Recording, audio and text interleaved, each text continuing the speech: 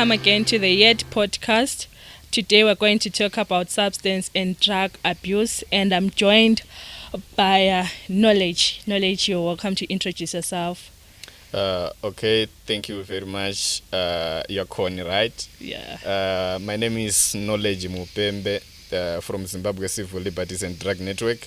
It's an organization that works with people who use and inject drugs, and also a number of stakeholders in trying to address the challenges of drug and substance use. So thank you for having me today for this discussion. You are welcome, Knowledge. So, having an interest in these issues to do with substance and drug abuse, what are your thoughts on the video of a young lady who's been seen smoking actually? What are your thoughts on the video? That video, I saw it. It circulated on social media. Yeah, surely drug and substance use has become a problem or a scourge in Zimbabwe, especially amongst the school-going ages.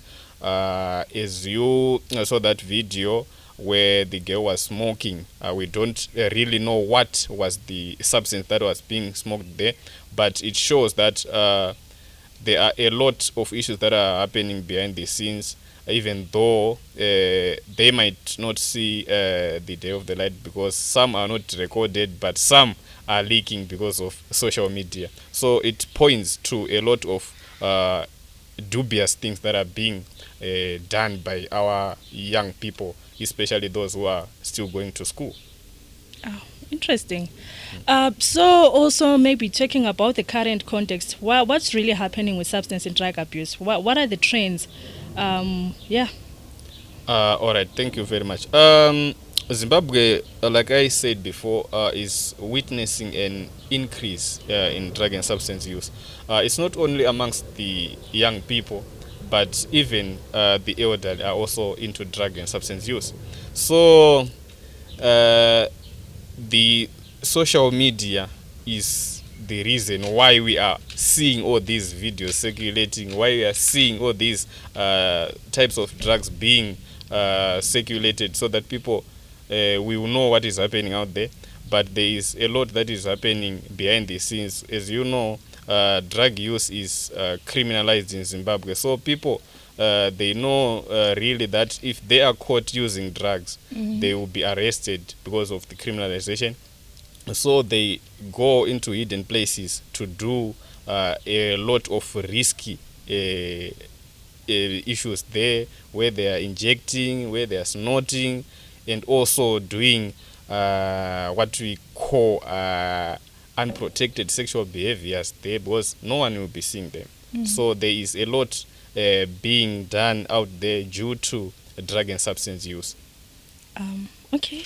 So, mentioning social media, you then reminded me of this of this TikTok challenge on crushing and rolling and smoking the weed, and even the effects. You even think the person who was like recording the video is actually high on weed, maybe. So, but again, with much focus on young entrepreneurs, what do you think are the effects of substance and drug abuse? Of course, you mentioned behaviors such as like sexual behaviors, where like people then may indulge when they are high, and exposing themselves to the spread of STIs and HIVs. But with focus on young entrepreneurs, what more are the effects of the use of substance and drug abuse? Thank you very much. Drug and substance use, if what I can classify as two challenges or effects. The ones that we already know, and those that are yet to be discovered. So the ones that we already know that are like drugs kills the potential of people. Like you talked about entrepreneurs, young entrepreneurs. These are still starting to realize their potential. They are still trying to make it in life. So when they engage in drugs, obviously they will be a disaster in their future. So what I can say is the effects of drug and substance use, there are health effects, social effects, economic effects. Here, as we are talking of young entrepreneurs, obviously they will spend a lot of their capital and time on drugs. drugs are addictive, Yes. So at the end of the day, instead of putting more time and resources to the dream that he or she has, Yes, yeah. they will obviously put them on drugs. All right. So at the end of the day, nothing will be discovered. Interesting. Yes. Also talking about drug abuse crippling one's potential. I saw a quote online that as they numb the pain, it said people use drugs to numb the pain, to forget the issues that they're going through. As the drugs numb the pain, they also numbs the brain. So you brought that up when you then mentioned how they also cripple one's potential. Yes. So what are some of the drugs that young people use? Okay. The drugs that are being commonly used in Zimbabwe include crystal meth or mutoriro.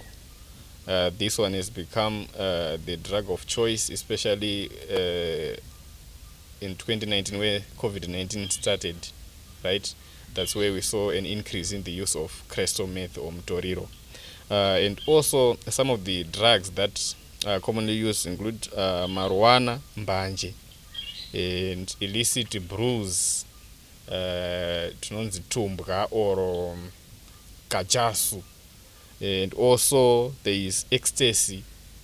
This comes in form of pills that are put in juices and drinks, and also we have some who are injecting drugs. They are using syringes and needles. So the drugs or the substances that are being injected include pethidine and ketamine. Is it like a friendly injection or the painful injection that we know from the hospitals? I don't know. I've never, You've never injected myself, but I know the same injection the injections that are used in hospitals are the same that are being used by those who inject themselves with these substances. So now I'm wondering then why are young people using drugs? I mean, if you are to inject yourself, considering the pain and everything, you also mentioned before the cost and considering the complaints about the high cost of living, why would somebody spend on drugs? Why are young people indulging in substance and drug abuse? Thank you very much. There are a lot of reasons why people are taking drugs or why young people are using drugs. For example, especially amongst the young generation, there is peer influence or what we call peer pressure. The friends that someone or play with might influence him or her to take drugs. So peer pressure is one of the reasons why young people are ending up into drug use. Then there is also idleness, where young people are spending a lot of time doing nothing because of unemployment, and also some are not even going to school. At the end of the day, they will think drug or substances can be a panacea to their problems. So at the end of the day, they will be into drugs and eventually they will be addicted. So there are also some of the drivers behind. We don't know them, but if you try to engage people who use drugs, they will tell you a lot. You see, so the availability of drugs themselves is one of the reasons Easy why access. people, why people are using drugs, because they are available. Easy access, easy go. Yes. So if drugs are available, then they will try to. Then also young people are always susceptible to peer pressure, like what I said, and also there's this issue of experimenting. They want to experiment, trying new things. So, for example, drug injection. Yeah. You saw that's where the trend comes from. So there are a lot of reasons why people engage into drugs. Then also abuse at home, abuse in relationships. So, with the Valentine's coming, and you're not going to receive any gift. So at the end of the day, you take drugs. So there are a lot of reasons behind drug and substance use. Any drug that you can recommend for me? But that's a joke. But I'm wondering, what are the statistics on substance and drug abuse in Zimbabwe? Zimbabwe has not yet done an official population size estimate, like a research, to see the magnitude of drug and substance use in Zimbabwe. So there is no an official number that I can point, but there are the anecdotal evidence that is on the ground points to a lot of illicit drug use. Like the research, small research that we do, the organization, the newspaper articles, court cases, and also the trends that are circulating on social media. They points to a lot of illicit drug and substance use. Oh, okay. But in 2019, I read the during COVID-19, the biggest psychiatric hospital in Zimbabwe, like Salim Mugabe, admitted about 800 something mental health patients, and the number increased in 2020 up to 900. Oh, the numbers are high. High. So more than half of admissions at the mental health institutions are linked and are associated to drug use. Okay. So even though there is no an official size estimate, but the evidence that is on the ground, the admissions at mental health institutions, what is circulating on social media, the newspaper articles and small researches that we are doing, points to a lot of illicit drug use. So what can be done? What can be done to curb the issue? There are a number of recommendations that we are trying to push as an organization, as Zimbabwe Civil Liberties and Drug Network. We are advocating for drug policy reform, because we believe that the policies that regulates drug use in Zimbabwe are not kept up to date. For example, the Dangerous Drugs Act was enacted in 1956. So I think there are a number of loopholes there in our policy that regulates drug use. Since 1956, the act has been there, but drugs are still found in the streets. So there is something to do with policy that we need to reform there and put everything up to date. Then also in 2020, Zimbabwe Civil Liberties and Drug Network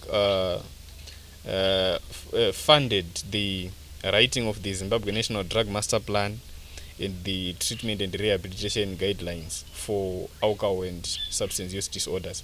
So these policy documents were adopted by the government in 2021 as means to address the scourge of drug and substance use. So that's a policy, right? But at the same time, we also need to put pressure on the government to fully implement these policies so that we can harvest something from them. Then the government also established what we call the Interministerial Committee on Drugs, which is also guided by the Drug Master Plan. The Interministerial Committee, it have 5 pillars that are trying to work to solve the problem. I really appreciate what the government has done there. The first pillar is known as the supply reduction. We need to reduce the supply of drugs. Like what I said, the reasons why drugs are being used is the availability of drugs. So people are peddling drugs into Zimbabwe, and at the end of the day, our youth are taking drugs. So if we cut the supply, obviously, we will also reduce the demand. Porous borders. Yes. So the supply reduction pillar is for the law enforcement and the security agents of Zimbabwe, so that they control our borders and our roads in the transit of these illicit drugs. Then on the second pillar, that's demand reduction. This one tries to reduce the demand of drugs amongst young people, or even amongst everyone in Zimbabwe, like coming up with income generating projects, something to cut idleness, right? So that young people won't end up into drugs, but we'll be doing something that's reducing demand. And this one amongst young people, young people are talented in sports, you see. So we can take advantage of that. Let us use our recreational centers, facilities, and also those grounds in our communities to fish out talents. Yeah. Then the third pillar is harm reduction. This one we are advocating for harm reduction. That's reducing the harms that are associated with what? With the drug use. For example, the spread of STIs, like what we've just said before, and HIV. We try to minimize those who are injecting drugs, those who are ending up having unprotected sex. Let us try to reduce every harm that is associated with drug use. Yeah. That's the third pillar, right? Then the fourth pillar is treatment and rehabilitation pillar. It's self-explanatory. Like, we let us treat those with substance use disorders. Let us also rehabilitate them. Then the fifth pillar is now the community reintegration pillar, right? If we treat, if we rehabilitate, then let us reintegrate our young people who have been into drugs in society. Let us not discriminate them. Let us support them. Let us give them some love. Let us show some love, so that they won't relapse. They won't go back to drugs again. But at the same time, our parents and guardians also have a role to play. It's not only about the government, but also our parents have a role to play, especially for those young people who are still going to school. They need to monitor their students. So there is need for proper parenting. This one is very important, because you need to monitor your child, his or her movements, the friends and people they are hanging out with. At the end of the day, you will be okay if you manage to set some rules at home, what is good and what is bad. I think mentioning parenting, it's one of the key issues. I remember I once saw an article on Vuzu parties. Yes. Yeah, I'm sure you're aware of those. So you have said that the Vuzu parties are somehow influenced by the rise of child-headed families, the issues to do with diaspora and the likes. So I think it's also one of the key issues. Yes. So there is need for proper parenting. Okay. For the purposes of saving your data, this is what we have for today. But you can continue following Yet podcast for you to learn more and gain more most of the issues that are affecting young people beyond substance and drug abuse. And for his credit, I think on his introductions, he forgot to mention how learned he is on these issues to do with substance and drug abuse. Thank you very much, Knowledge, for joining us today. I am very learned.